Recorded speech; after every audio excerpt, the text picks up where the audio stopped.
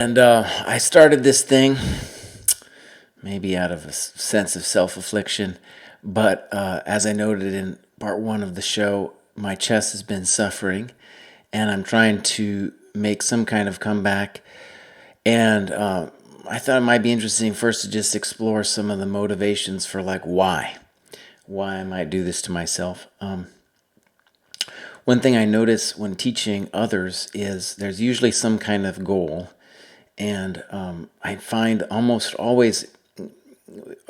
regardless of the level, whether the PERT player is 1400 or 2000, they all want to make 2200 because it sounds like master and it's this cool thing. And of course, we're in the US here, and 2200 USCF is its own special thing, about 2100 FIDE. In any case, you get a goal in your head and you want something that sounds lofty. And we talk about the prestige economy in this household because that's kind of what we're about here. And that's definitely what you're doing. You're aspiring to something that you're hoping gives you some level of distinction or something. And so when I was becoming a GM, that was like a goal. And now after you're a GM, it's hard to imagine what the next step would be. So in even a way, it's kind of cool that I've fallen off of 2500 because at least it gives me something to aspire to. Now, I just wanted to start with my little tournament schedule this year because I was thinking about it and it helped me realize why I kind of got back into chess. I was playing chess when I was a kid, and it was really when I was away in graduate school in Germany that I was playing the Bundesliga that I got a sense of, I guess I'll call it chess culture. And if you look at my schedule here, first thing I got coming up in a couple of weeks, this Swiss event in DC. It's, a Goichberg tournament, and it's going to be terrible chess conditions. There's going to be rows of people sitting next to me. There's going to be people are going to cough on each other. You probably are going to get sick. And that's just a fact of what American chess looks like. And for a long time, I feel like I hadn't been playing precisely because I was avoiding events like that. But I want to say personally that part of the dream now of getting back is that on the horizon, when I turn 50 in a couple years, I can play in cool senior events like at the Seattle or the St. Louis Chess Club.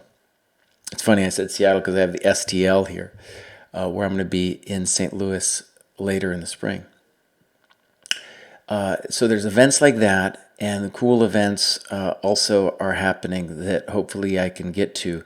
And it's only the occasional, I'm hoping, Goichberg event that I have to plan, which is not just the conditions, which are definitely strange, but also, this thing with it's really a challenge they have to overcome. I'm going to talk a little bit about today, where, I have to beat very consistently the lower rated players who are often very tough. And I'm going to show a game of that today.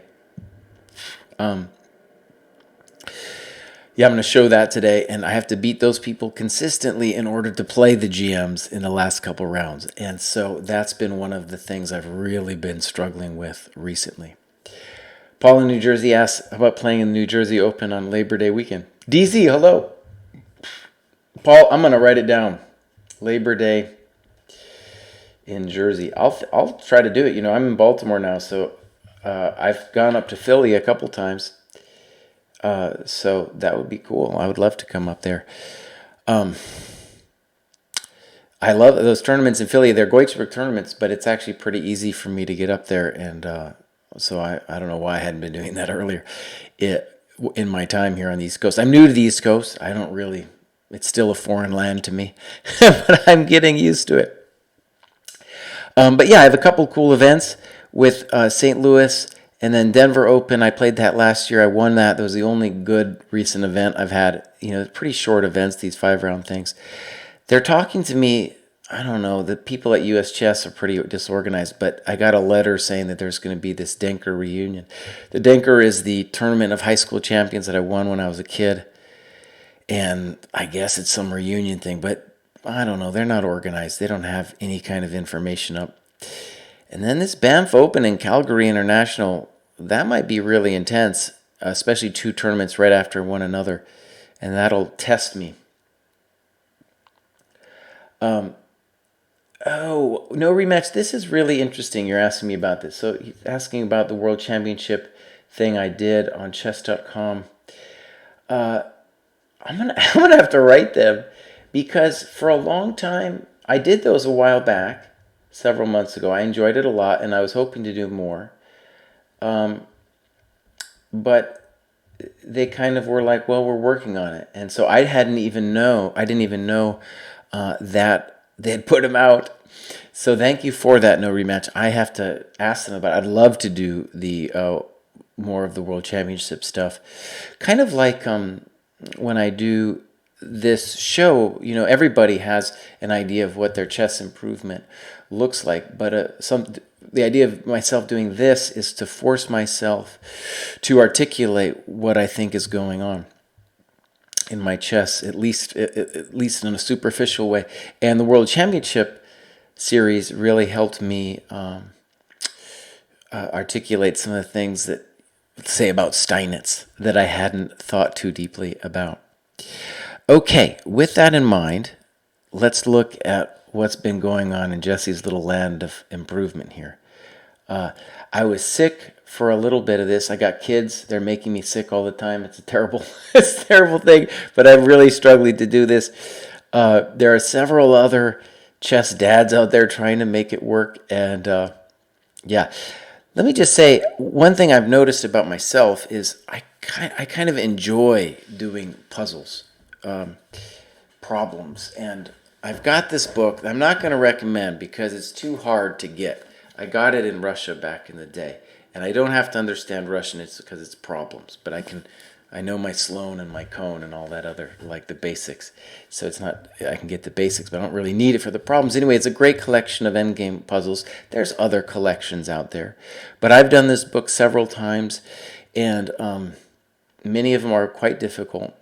Studies as well as real game positions, both hard and difficult. I like it a lot. And it's a little bit of what people are now calling the woodpecker method of doing a problem again and again to kind of ingrain it in yourself. Chess Dojo, happy to have you here. Yeah, if people can just be here for me on my journey, man, that's pretty cool. So I've done it several times, and the idea is, I mean, I enjoy it. First of all, it's a great way to start my day if I'm allowed to study on any given day.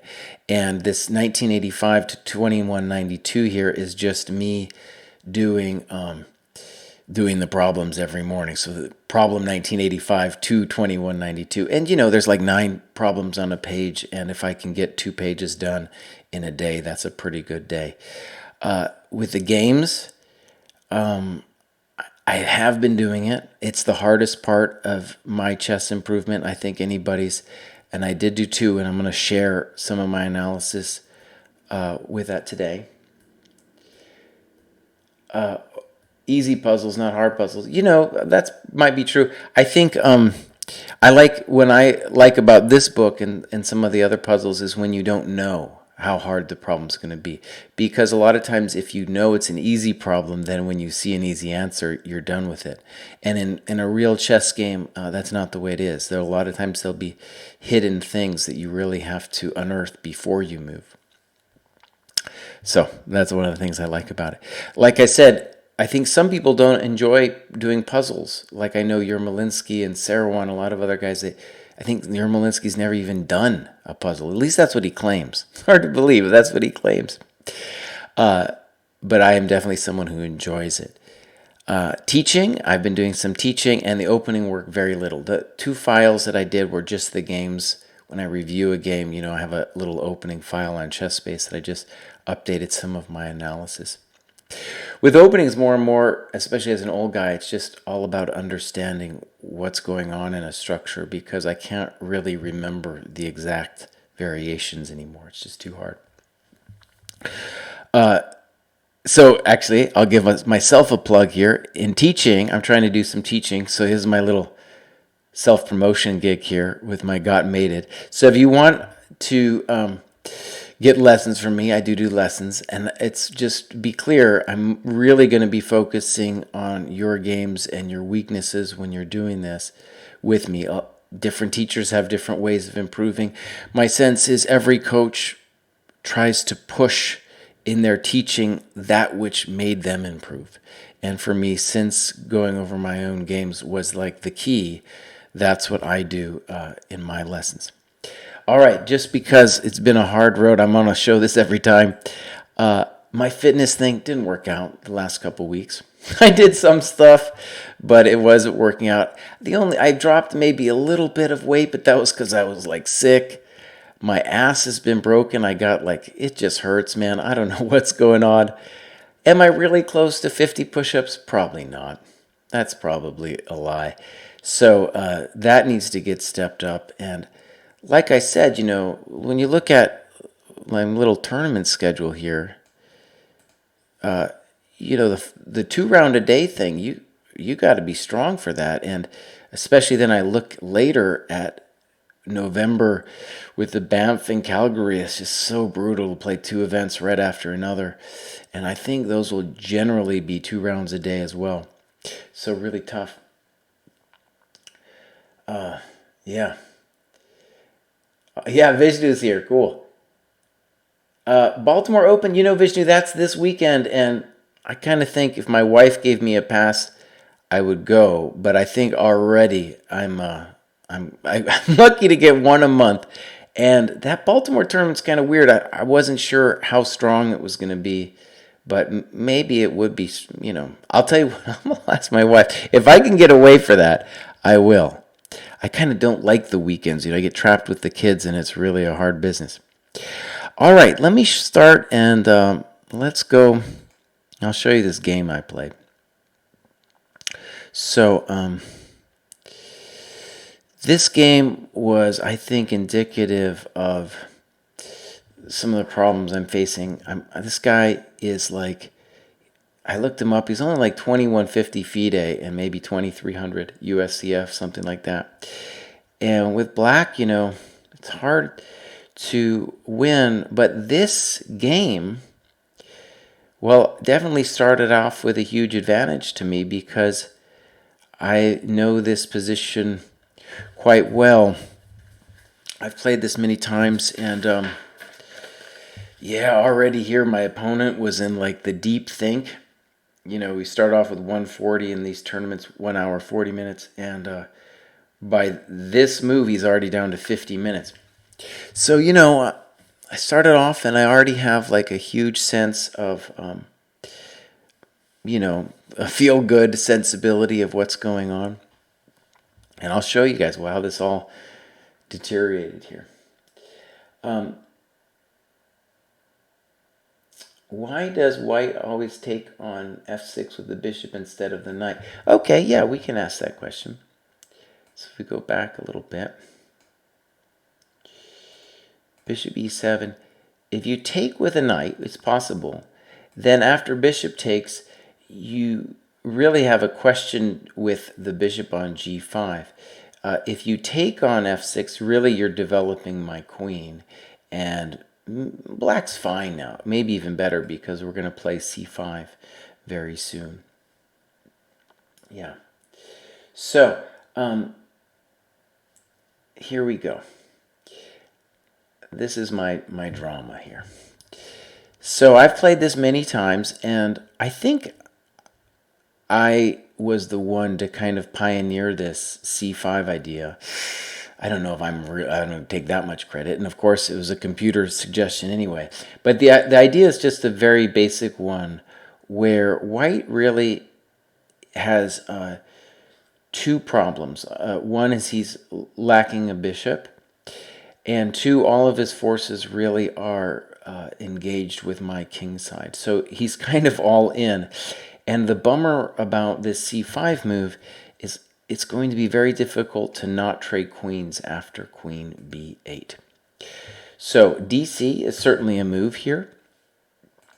I've had this position several times in real games, and it's very annoying for white because I'm threatening things like knight a4 and I'm tickling the dark squares.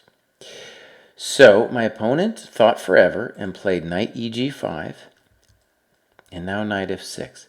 And part of the point here is with knight f6, I'm not just covering this, but I'm going to make it difficult for the knight to return to e4.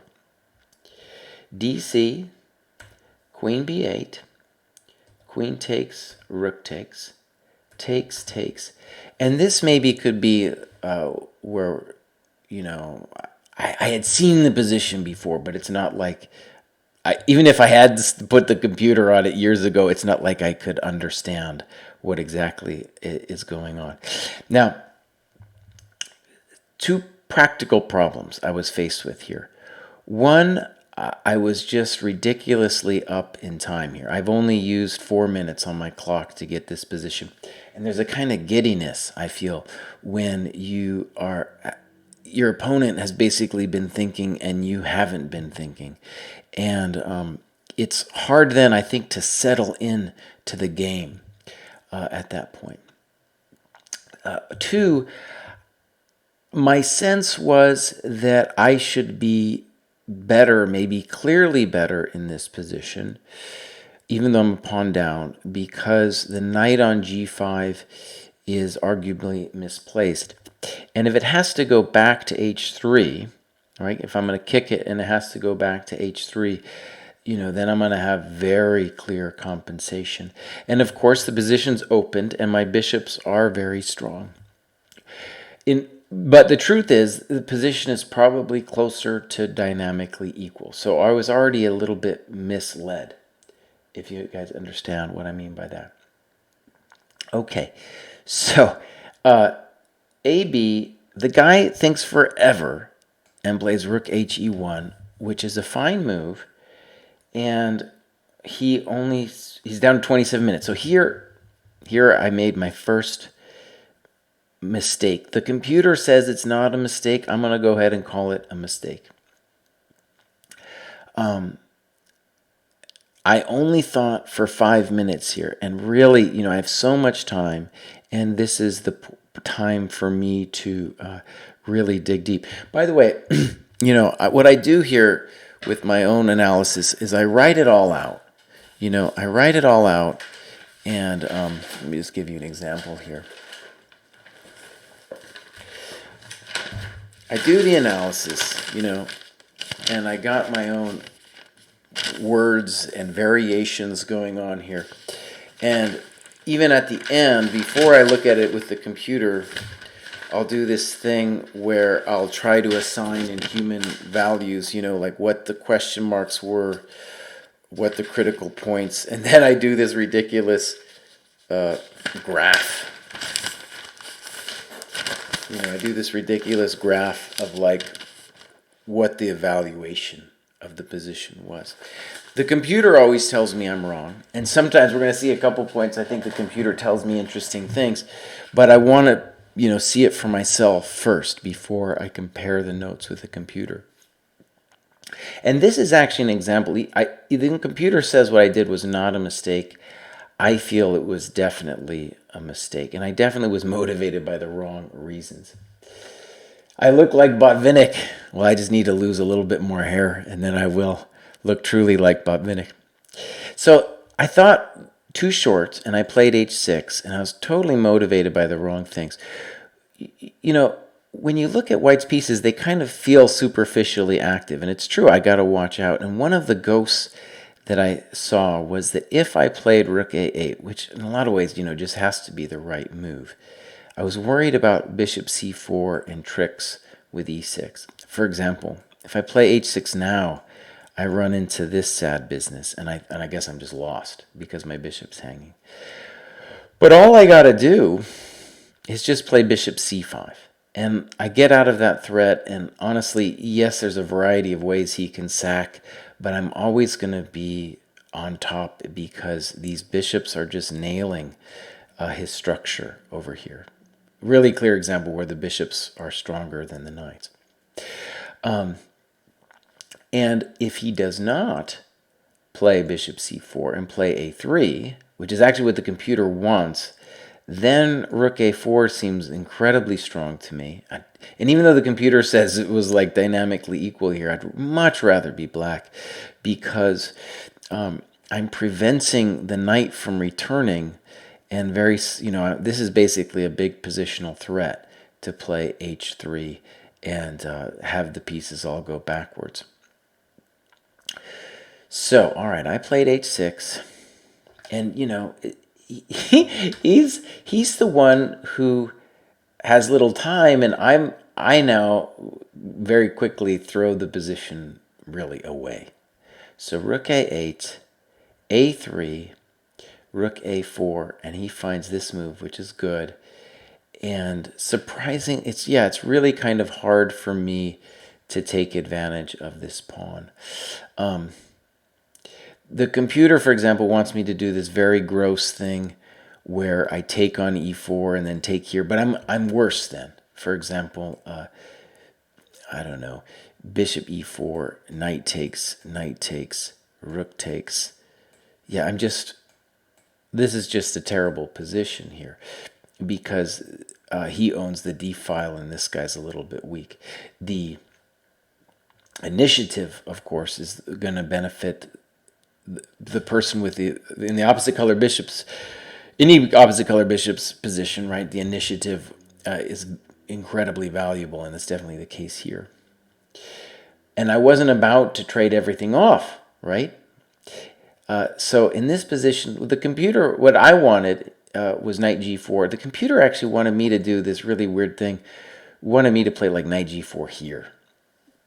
Very anti-intuitive to me to do it here rather than after rook a4, but it had its own reasons. Okay, so let me just show you. So here I am, and now I'm like, oh darn, now it's not as easy as I wanted it to be. And I definitely make things pretty hokey now with b5. Yeah, so here we go, b5. And obviously this is pushing the envelope here. Yeah, too dangerous. And he can do a variety of things, honestly, to have what I guess I'd call a clear advantage here. So the guy does this and snips the pawn. And I snip this thing. And the guy played f3. All right, he had other things to do. He could have done other things. The computer actually says that white is winning here. And to me, it's more like clear advantage, or at least that's what I felt in the analysis. I simply have reasonable or some compensation with the bishops. The real question is, how active is this rook going to be? Is it going to be shut out to the game, or is it going to be a hero? And the computer's obviously saying he's going to be shut out of the game. Okay, so I played rook b8. The computer wanted me to play rook c8. Do I understand rook c8? No, I don't. But I played rook b8. And maybe let's call it a slight inaccuracy here. The guy plays c4. By the way, let me just say, here it is. This is one of the challenges. I'm playing this 2150 guy.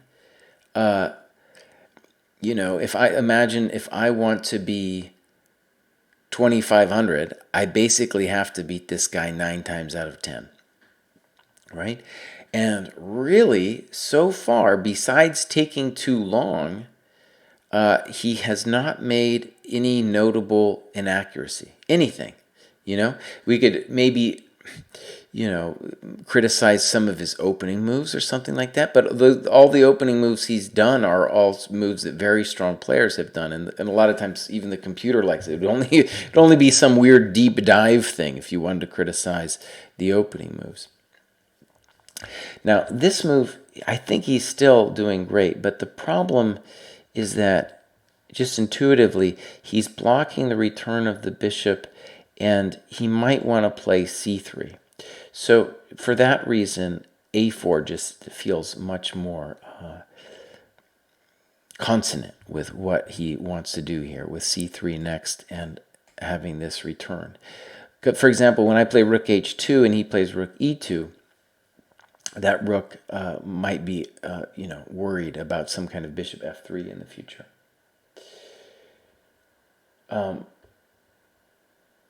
Rook b8 gives the opportunity to trade a bishop. Would you want to trade a bishop here? No, I wouldn't want to trade a bishop here. How does rook b8 offer to trade a bishop? I don't see it yet. Yeah.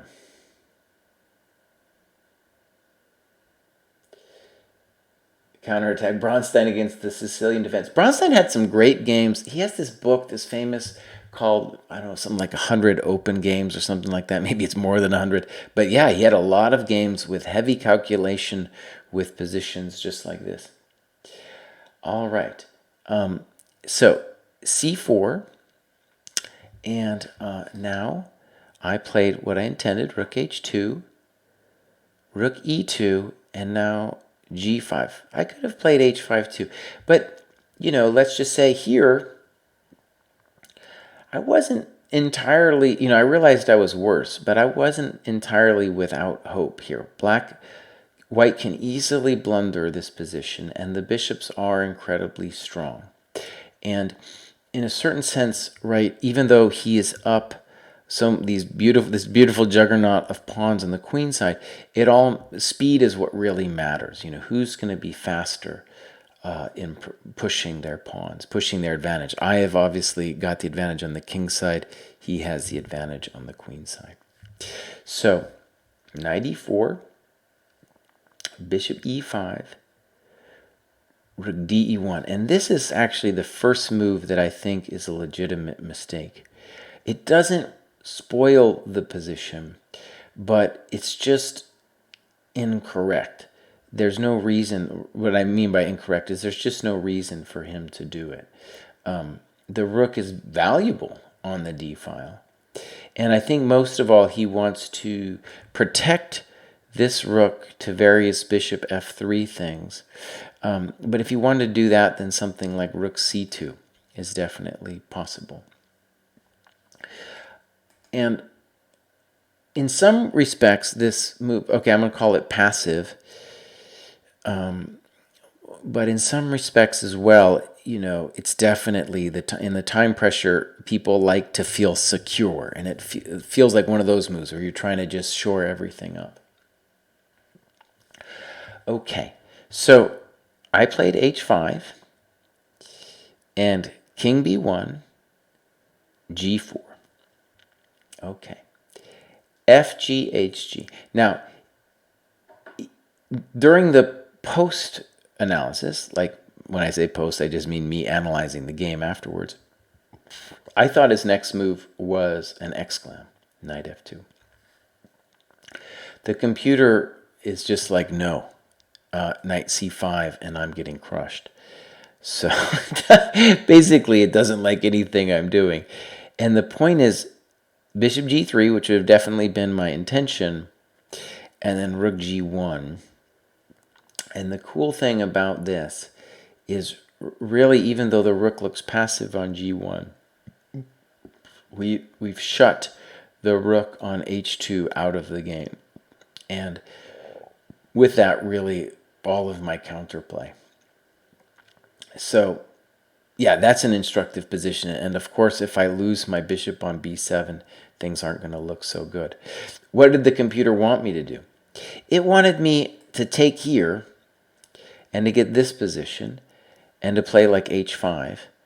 And didn't even cross my mind to give up my bishop. It didn't cross my mind at all. But of course, here I do have chances to play for a win, even though white's probably still better. Because, yeah, my bishop on e5 is a beast. He's going to play a4, a5, a6, of course, and we're going to get involved in a race. Like I said, I didn't really appreciate it. And during the game, I said to myself, holy moly, this knight f2 is a good move.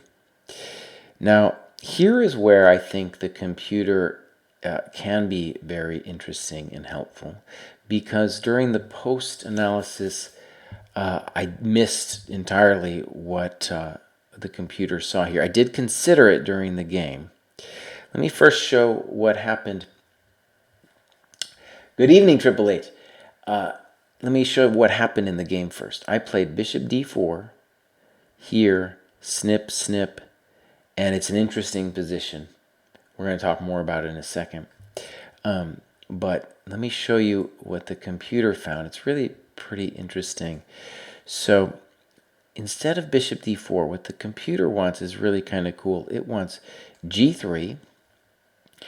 And I saw this position. Now, if rook e5, I'm just doing great because I'm going to take this thing. Doing absolutely great. So that's not the problem. And so knight g4 was the problem. And I definitely looked at bishop c7 and or bishop f4. If I win this pawn, it's obviously curtains, or it's difficult for him. Let's say it that way. So knight takes, pawn takes. And the thing that was of interest to me, or rather, let me put it this way. The thing that was difficult in this position for me to contemplate it was, do you imagine it's black's move and you say to yourself, okay, I've sacked the exchange, and I say, well, what is my threat? And this would have been a great practical attempt here. The computer says it's equal. Of course, in a real game, it's never going to be equal. It's just too intense of a position. But let me give you a sample variation. Let's say b4, it makes sense to me. And now you just improve your pieces, improve your bishop, improve your business, and already the computer likes black. Yeah, it's really amazing. The pawns, we're going to see a little bit in this game. The pawns advancing on the queen side, it's difficult for them because the bishops working together are so strong.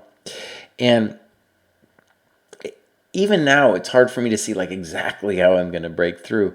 But it is this beautiful position where, yeah, you know, I have a chance. I have a chance to win this game. This is anybody's ball game right now. So g3, exclam, that's something I definitely missed.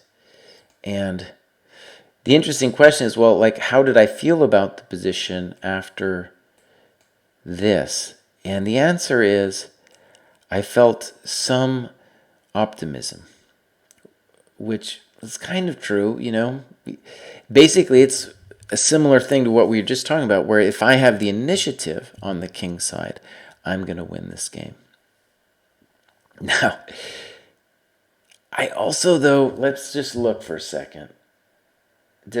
How long did I consider? By the time I played bishop d4, I've only got 22 minutes left, so I have been thinking about this situation. The guy's got, when he played knight f2, he's only got 5 minutes left. So, you know, when you look back at this game, it's like not in every game am I going to have such a huge advantage in time out of the opening. And in terms just also of understanding, I mean, I knew that position very well. And it just highlights how difficult it is to play these guys, you know, because you really have to win every single time.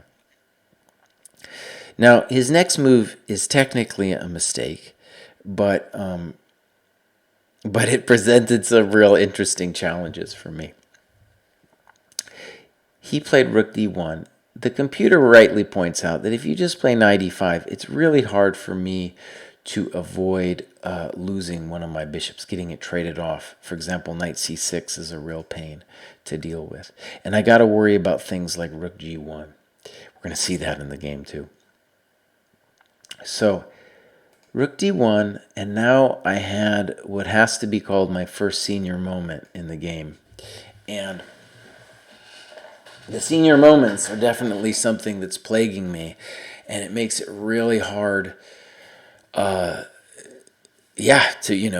consistently beat the 2200s, because the senior moment can really ruin a guy's day. So I'll give you guys a chance to see what I missed here. I played e5. And, well, I'm just blundering the house here. The guy plays knight e5. And I can't take back because of rook g1.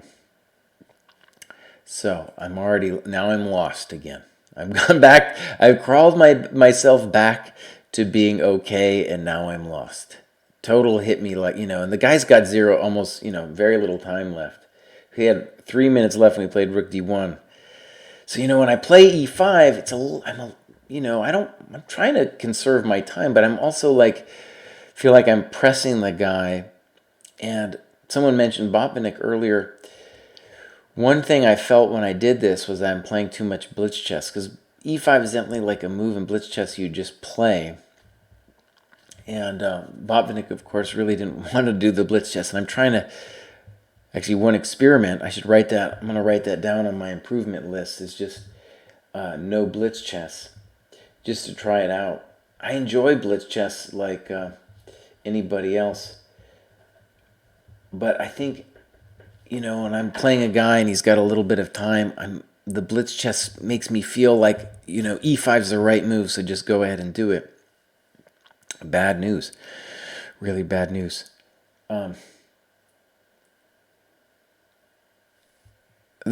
cool mug. Yeah, so I find that with my 50K here, that was the longest I've run. That was 2018. My ass has been broken since then, but I did do a cool run once. What should I play in this position? It should be something like bishop e4, king a2, bishop g7. And the computer says I'm clearly worse. But I think this definitely is a position where I have every chance to win the game, because it's going to be really hard for white to make precise moves. And of course, these bishops are just really strong. So to me, honestly, even though the computer says clear advantage for white, for me it's closer to like compensation for the lost pawn. But all right, here we go. e5. Snip. Things have gone badly. f5. Now I'm just praying. a4. Rook h8. Okay, so the guy's got a little bit of time left, and he starts making some mistakes. He should play a5 here. Definitely a5. You can see, like, my rook's not honestly doing that much. a6, just let me take it, It's so hard for me to deal with those pawns. For example, rook takes b2, king a3. I got to deal with this.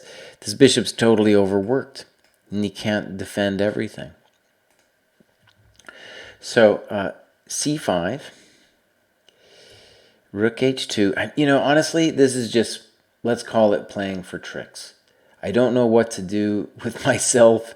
The pawns are advancing. My f-pawn isn't going anywhere.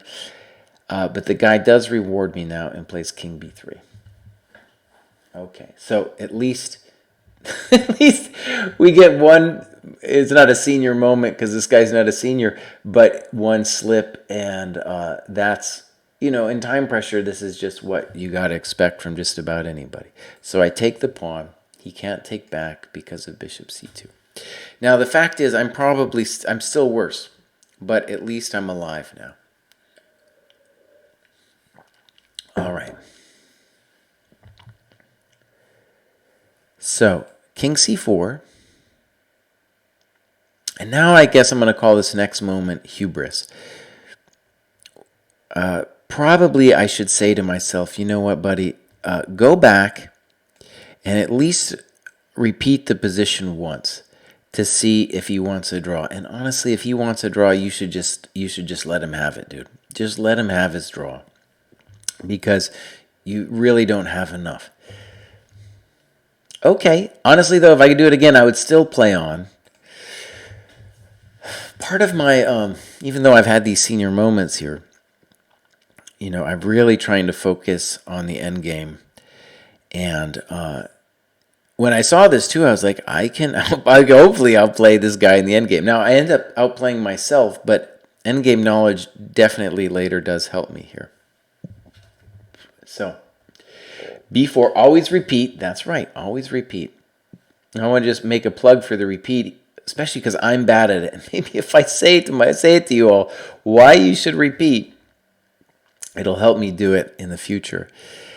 And that is that it shows, first of all, even if you don't go for the draw, right? If you just do it once, you are showing your opponent that you're in control of the game, right? And you're asking him, if he wants to win, is he ready to do something outrageous?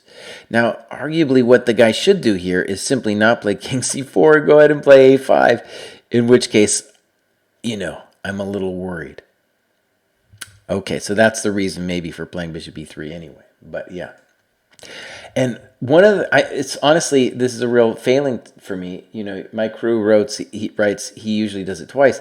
I always freak out like, am I going to screw it up and do it 3 times? You know, I got like a real nervousness about it.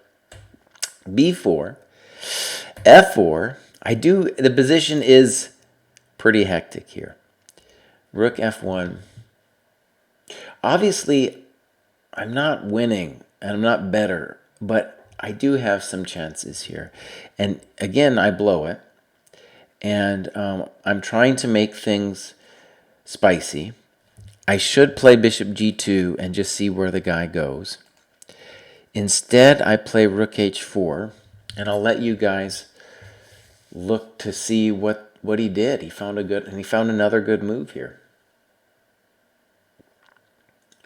That's funny, Vishnu. The move the guy found, that I totally didn't see, was bishop c6. And it makes so much sense for him to play this move. Let's say it does at least 3 things. It dislodges my bishop, it fights for the blockade square, and it unleashes the Kraken here with the b pawn. So, yeah, totally missed it. Now, again, I have a moment of hubris here. I'm determined to try to win this game, and what should I do? I should play like takes, check to the miserable king, and tell him that I'm going to win, that I can't lose this, which is true. I can't lose this anymore. And then I'm just sealing the deal away for a draw. So, hubris by all means, bishop f5. And one of the things too about playing, these lower rated is since you feel, or I feel, that I have to win, I end up doing strange things, like this, where I'm taking too many risks to keep things going. My opponent rightly plays here, and now I played another one. In fact, of all the moves in this game, the one I feel is really horrendous is this one, to play bishop b6. I don't know if I just missed king b4 or what, or if I'm becoming tired in this final span here. But yeah, it's really weird. I mean, you just look at the position, you say to yourself, well, black's definitely not doing too hot here, but at least play rook d8 to make things kind of nervy for the guy, right? I think white's, I guess I would say, clearly better, but I'm not lost. So this was terrible. Fastigium asks, what sorts of openings you generally play? Good question. I've been playing the French forever, mostly because it's not too hard to understand, and I don't have to memorize that many lines. This is maybe an example of a line that I know in a little bit of depth because it's a main line. I'm trying to make my openings go to endgames, just because I feel like that's where I can outplay my opponents, even though I didn't do it here. Yeah, that's what I'm trying to do. And in contrast, say Vishnu's on the channel, that guy needs to be playing hectic tactical variations. But anyways, I'm trying to orient them towards complex strategic closed positions and endgames. Okay. Classic E3 variation of the Queen's Gambit. I'm not sure which one you mean. I feel like that could mean a couple different things. King b4, that's obviously a problem, and now I'm just totally lost. I played bishop d3. And here's an interesting moment. I think white is pretty much totally winning whatever he does. But, by the way, we got a little bit more time. And by the time I play bishop d3, I've got 8 minutes left for the whole game, and the guy's got around 10, 14 or something. Between 14 and 12. And he played this move very quickly. It's an intuitive move. He's still winning after this move. But I want to say, from a human point of view, I'm pretty sure that's the right move. right? Play rook a1. Don't let me touch your knight, because that I have to at least put some pressure on the blockade for something to happen, and then just kill me. Just murder me, right?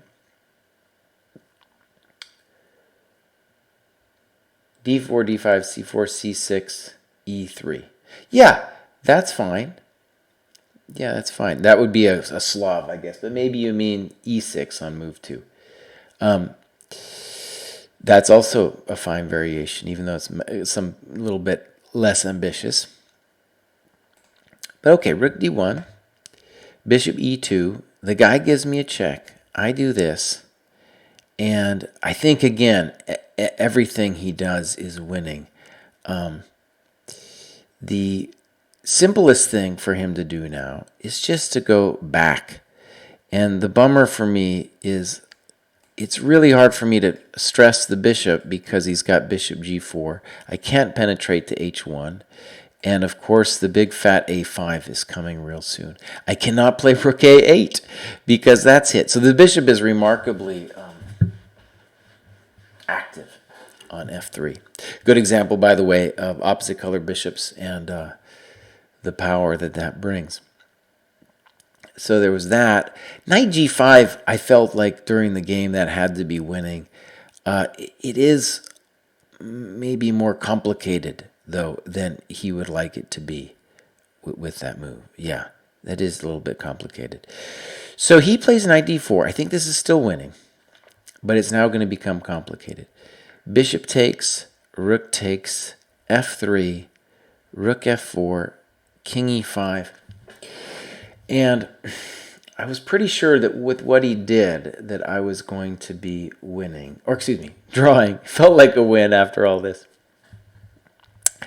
And so, right, this is endgame knowledge 101, really. So he played rook f3. I'll show you what happened first. Rook f3, snip, snip, then king d6. Really important that I get king d6 in. b6, and now I can just molest the bishop, and he can't really do anything. If he ever plays b7 and king c7, I've got the dark square blockade. So I just keep attacking the bishop, and there's really there's no great square for the bishop to go to. So his much better try, though, and I saw this during the game. I wasn't exactly sure totally how to evaluate it, but I was really worried, was bishop f3, bishop takes. And the simple point he needs to see is that on king e5, what else am I supposed to do? He plays king c5, and now I'm toast. I'm really toast. Maybe the key variation to see. So first of all, if you give me a check, I'm just coming in, right? The key variation to see is if rook a1, a8, excuse me, b6, and it's done, right? Rook a5, bishop b5. Rook takes a4, b7. Game over. So let me try to sum up here what happened in this game. Beautiful opportunity out of the opening. I guess you could say, surprisingly, my openings were stronger than my opponents. I think that's usually just not the case.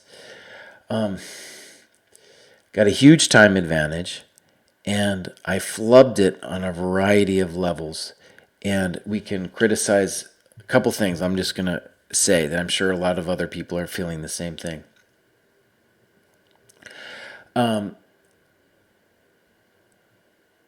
So I played too fast in his time pressure. Very common, I think, for everybody to do.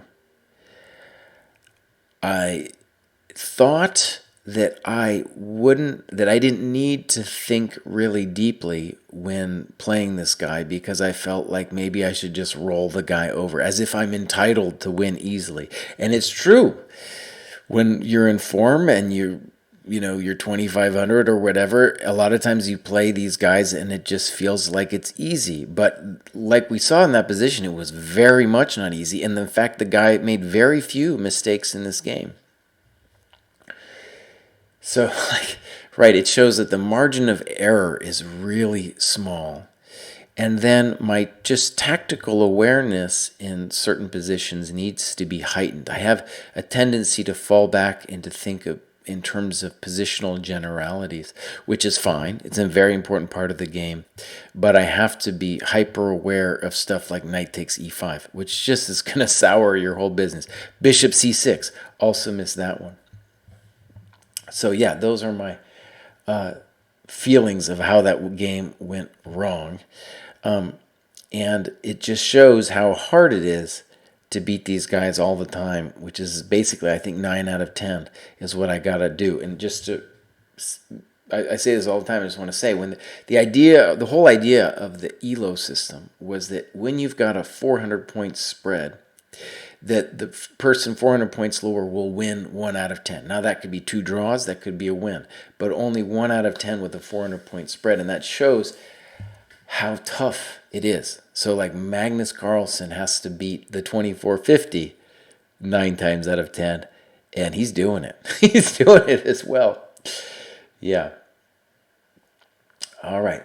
Vishnu is doing some tactics every day. Vishnu's doing a lot of stuff, man. Vishnu is one of my inspirations. He's got at least one kid. I got two. He's reading a lot of books and stuff, and I find, like, if I can just find time during the week to do, let's say, 3 to 4 hours a day, I'm doing great.